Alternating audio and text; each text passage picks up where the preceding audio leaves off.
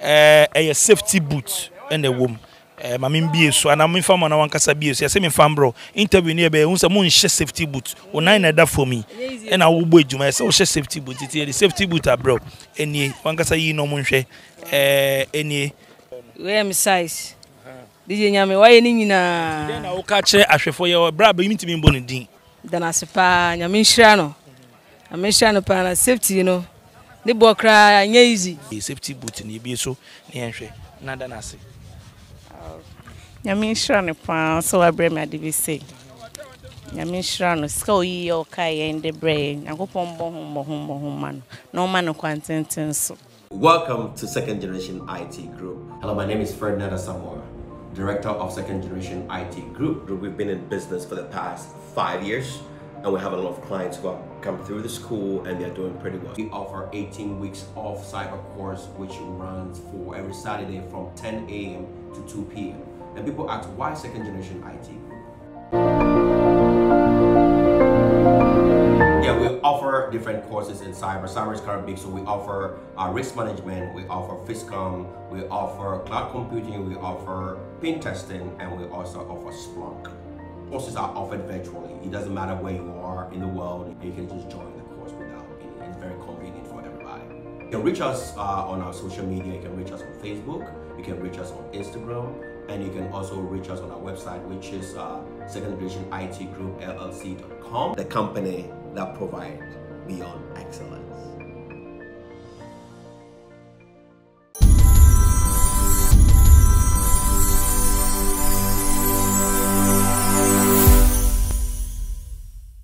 Guys, I welcome you live on SBTV Africa, the voice of the community, SBTV Africa Foundation, and SBTV Sports. My name is DJ Nyame. If you just chance on our channel, I welcome you on board. Make sure you tap on subscribe. Go through the videos. We have a lot of videos. We have a foundation too that we help the needy. So let's support together. Let's help together. SBTV Africa Foundation. Today I have Patrick with me. We are going to talk about dollar and other stuff. Why the dollar they dropped down? Because I had a chat with him. He put some measures. He said some few things, and I think that magic is working. So today is just update on why the dollar is dropping down. Patrick, I welcome you live on SBTV Africa. Thank you, boss. You go till last week, or you say some small leaves. It is. Are you man before relax more? So now you make fresh. You say you make fresh. Okay, you know what? Patrick, the dollar is dropping. Why? What happened? Okay, so you know the last time I came here on the dollar, I said that the dollar depreciates in Ghana around 2 seasons. There's the December season or the end of year season, and there's the early part of the year season. So let me explain again. Ghana as a country is an import-driven country, meaning we import more of the things that we use and we do here. So whenever it's getting to peak season, and peak season in Ghana, you're talking of Easter, you're talking of Christmas. Whenever we are getting to peak season, those who are into importation, they bring in more goods than what they normally use for maybe from February, March, or let's say July, August, September. So they bring in more of those items within the December season. So when there's more of the items they are bringing on board as against what they used to do, it means that they will need more cedis to chase the fewer dollar that we have in the system, because when they are importing, they are not importing in cedis. You can't go to America and go and tell them that you want to buy something from America with cedis. Cedi is not an international commodity. So that's why during that time, every year, consistently, the cedi depreciates last half of the year, even the last 3 months of the year. Normally it's around 15 to 20% depreciation, averagely.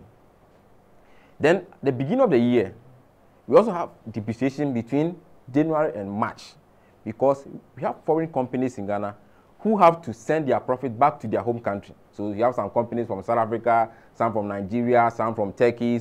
They have to send their monies back to their home country. And when they are sending the money, they don't send cedis. So at that time, they also look for dollars, change the cedi into dollars, and transfer it outside. So at that time also, the cedi always depreciates. Now what is the government over the years have been doing is that the first half of the year, or the first 3 months, what they normally do is that they go into the capital market, international market, to go and look for loans.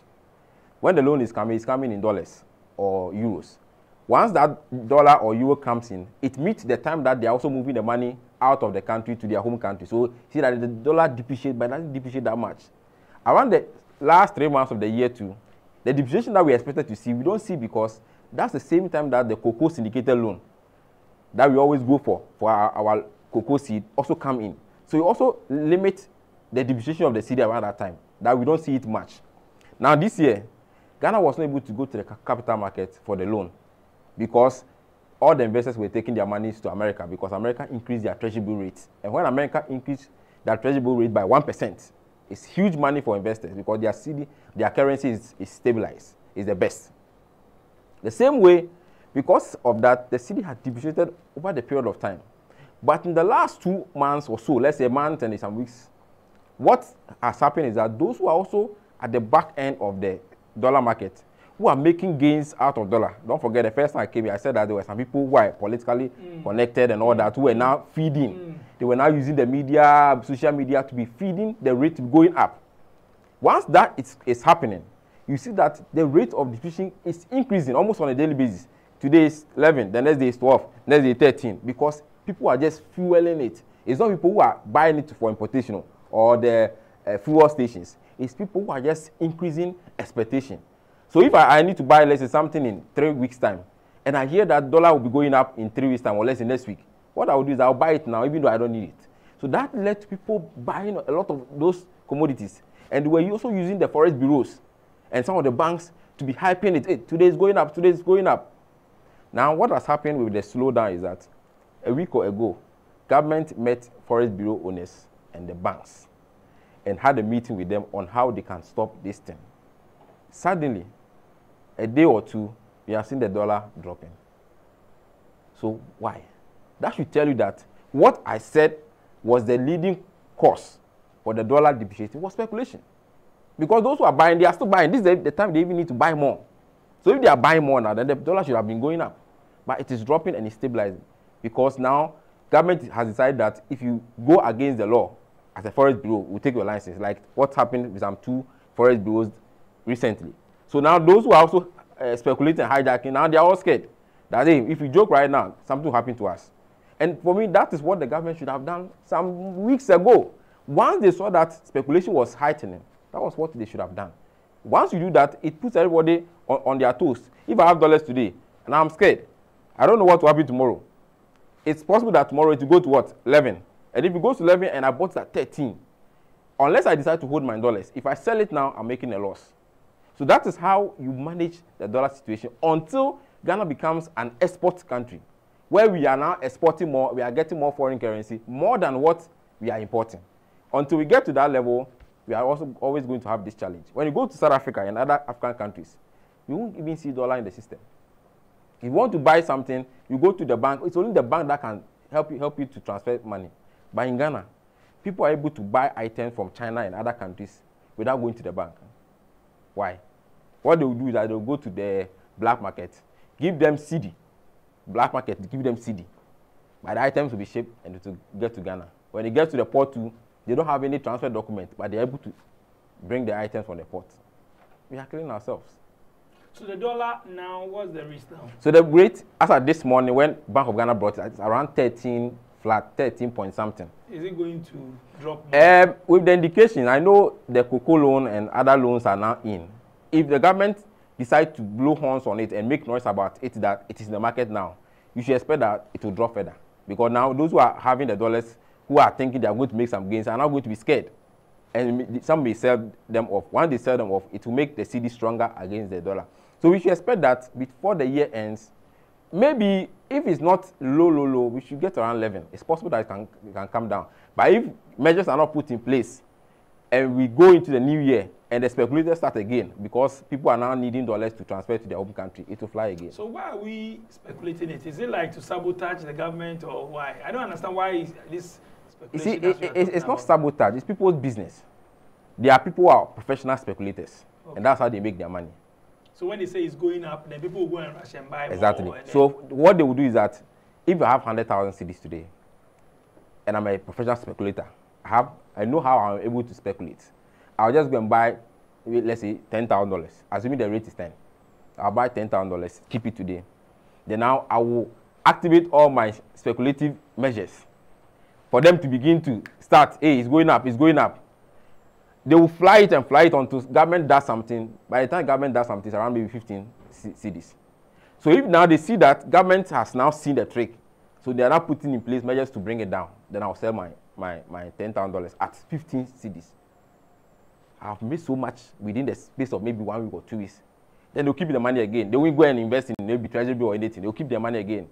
They'll look for opportunity again. Then they'll speculate. So that's how some people make their money. So for them, you can't do anything about them. The only thing you can do as a government is to put in place measures. Put in place things that will prevent people from going for the dollars. For example, anybody at all should not just walk to the bank and open a dollar account. Why? Why should people go to the bank and open a dollar account? For what? You are not an importer, but you want to keep dollars. So banks should not be opening dollar account for everybody. Forex bureau should also not be selling dollars or buying dollars from anybody at all. When you are able to block these things, because the laws are already there. It's not like a new law. It's already there. Once you're able to block some of these things, then people will not have to resort to the black market. Then now you know that the only place that they are going to get the money is for what? Black market. Then now you target them. Then once you target them, and you're able to destabilize them, now even people are holding dollars, it becomes what? Worthless, because they can't do anything with it. So that is how you build systems. And Ghana, our major problem is that we don't implement laws. The laws are there, people written nicely. You can read them, make sense. But who is going to implement it? The one who is going to implement it, sometimes they have their own interests. So their palms have been greased. They will not catch anybody. Even when they catch them, the next moment they are back on the street. So that's the problem we have in this country. Let's talk about our mothers and things, increasing prices, foodstuff and all that, because they say dollar, petrol. Then they are increasing the prices. When you go to something that they sell is 5 cedi, now they sell 15 cedi. They say some people, they hoard the oil and things, and they increase foodstuff. But we know, foodstuff like plantain and those things, dollar they affect them.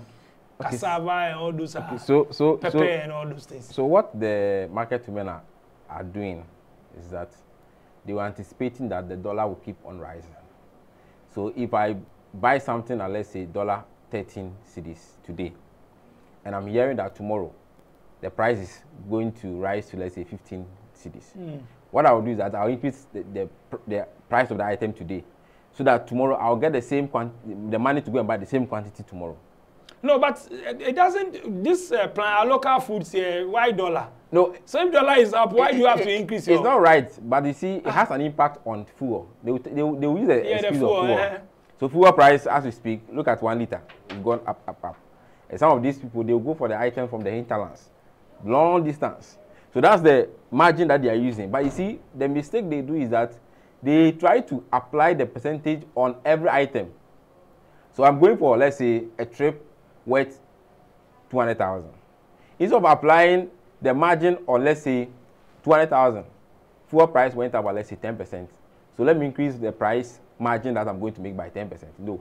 They are going to do it on individual items. That is bad. And the prices in the market. Yeah, and because there's no price control, we have moved on the system. Don't you have system? Don't you have departments? Don't you have people that they control this standard board or what's their regulators? What their name? You can't control price that someone should sell their product. The only thing you can do is to work through their association. So that's where Ministry of Trade and other agencies should be doing engagement with the association. So let's say you go to the market. Let's say Makola market. There are groups there, tomato group, this group. If you're able to engage their leaders and they're able to convince the people to price, then that's what they are going to do. But you can't go and say that you are from GRA. I'm saying that, don't we have regulators like a department that check? No. But when you go to Europe and all that, when you go to their malls and all malls and their prices, when you live here, you see 150, 1.2 euro. You go this one, maybe 90p or pound, something. You see the same prices. Why? Because over there, inflation can sometimes be at 1% the whole year. So prices will not be fluctuating. But here, what you have on the average, between 15% to, as we speak, even about over 40%. So that's what is causing it to rise. And we have moved from the system where government was regulating the price of goods and services. Now we can't do that. So anybody can just wake up and increase. The only thing you and I can do is that when we see that people are pricing their goods overboard, we will boycott it. If you boycott it like what we saw with the COVID, when there was COVID and nose masks, it started to know the price. Initially it was 10 cedis, 15 cedis.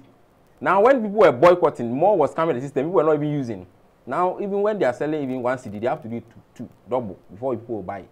So that's the only way you and I we can prevent some of these things. If we decide to boycott, for example, we see that this particular range of items, the price is going up too much, and there's an alternative. You just boycott it. They themselves will begin to reduce the price for us to buy, because it's more of demand and supply. That is wickedness. They are doing I mean, the thing there. what they are doing, I mean, it's not good. It affects. You see, what they forget is that if I increase my price by 200% profit, and everybody also increase their price by 200%, you are getting 200%, but you are going to use that 200% profit to go and buy something which is also higher. So in effect, you are not getting any benefit. You think you are making so much money in your pocket, but you're also going to buy something with someone who is also thinking like you. So something that you are buying 1 cedi, you are not going to buy it 4 cedis because you made a profit from somewhere that you also made, let's say, 3 cedis. So the 3 cedis you made somewhere, you end up using the same 3 cedis to go and pay for 4 cedis from somewhere. So we are just scaling ourselves, but indirectly we are not so aware of it. Price of goods and services are just flying in this country, flying. Everybody is increasing. When you are increasing, I'm increasing. When you knock it off, it's negative. You are not getting any benefit. So at some point, government should be able to work with these bodies to be able to regulate. Once you have mother bodies regulating, okay, market women say that this is the price, let's increase by this. Like what's happening with pure water and sachet water and all those things. It's a body. Once they decide that we are increasing by 3 cedi, 50%, it cut across. But where in the market, people are pricing anyhow, I can go and pick something at 1 cedi, I'll come and sell at 20 cedis, nobody will arrest me. Someone will also go and pick at 1 cedi, come and sell it at 10 cedis, nobody will fight with them. So that's the challenge that we are facing when it comes to pricing this country. Wow, it's serious. Okay, so Patrick, what's the best way to do now to go about all this? Okay, so I think that looking at the dollar situation, just as we all know, there are short-term measures, medium-term, long-term. The long-term measure of solving this issue in Ghana has to do with encouraging the usage of local items or produce, where we encourage, for example, this government of Ghana, one district, one factory. If it's something that is working well, and we as Ghanaians accept it, we are using the product, with time, the tide will switch from Ghana becoming an importer to an exporter. What it means is that we'll be getting more dollars than what we need. And that will either reduce the strength of the dollar against the cedi or stabilize it for a very long time. What businesses need in Ghana is not even about the dollar dropping low, but it's being stable. When it's stable, you're able to project. So that's the long-term measure. Short-term measure is that government should look at ways and means that they'll be able to rake in dollars so that it will go to the people that need it. So if you are bringing dollars from, let's say, cocoa syndicated loan, it should be given to those who need it. It should not find its way to the hands of people who are speculators. When it gets into their hands and they buy it from the market because there's no regulation, people are not ensuring that laws are being implemented, then we'll have challenges every year, having cedi depreciated at certain times and also going through some challenges. The moment it depreciates, it affects everything that we do as a country. So these are the measures that I think that we should be looking at. And I believe that those at the top, they know it. So it's all about the will to implement some of these strategies. Once they implement it, Ghana will be fine as a country. Nice one. Thanks to Patrick. Patrick is a financial expert. He also has a YouTube channel and Facebook. He's on social media, TikTok, and all over. Patrick, what else do you have to say? Oh, I think that people should begin to listen to what we say. And for me, that's the only way out.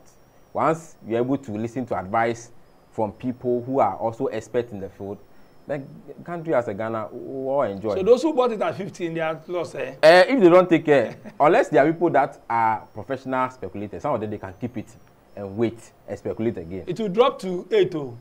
I'm not too sure. I'm not too sure we can get to 8, but we definitely get below 15, maybe 12, maybe 11. 11.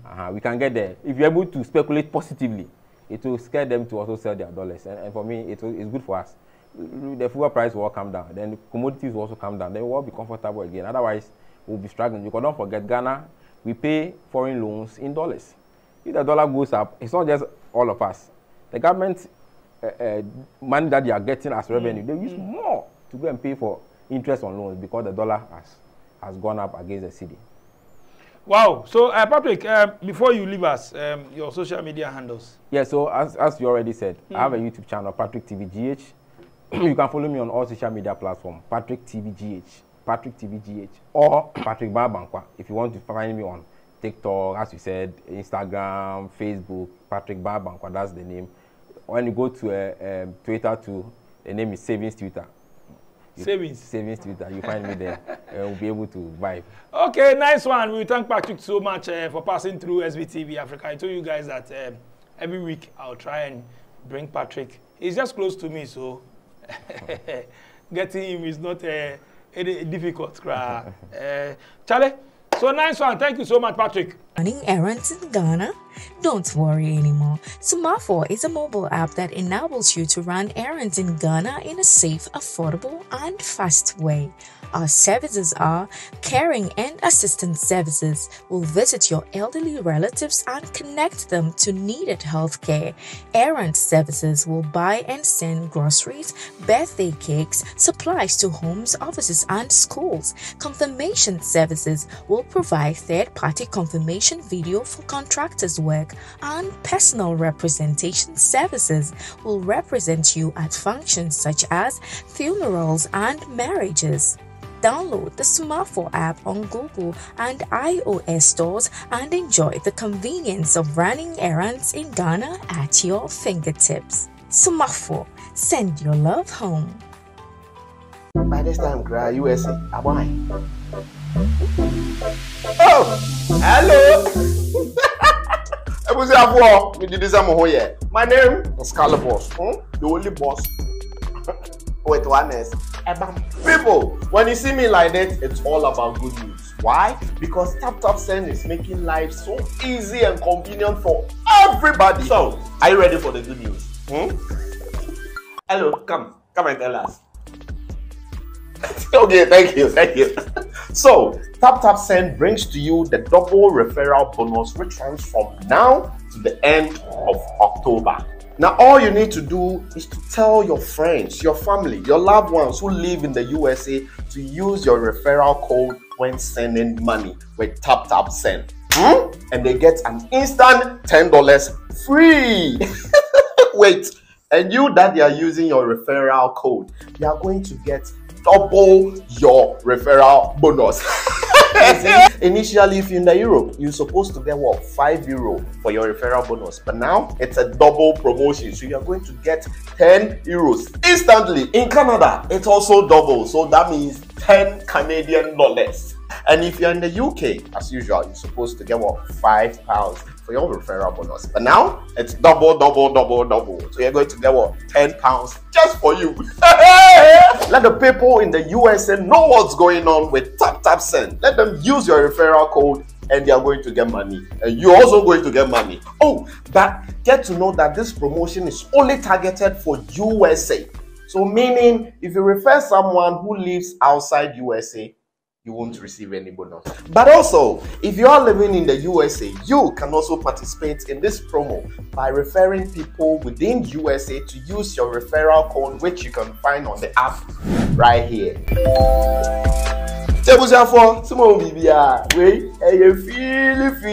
With Tap Send double referral bonus promo. It's a win-win affair.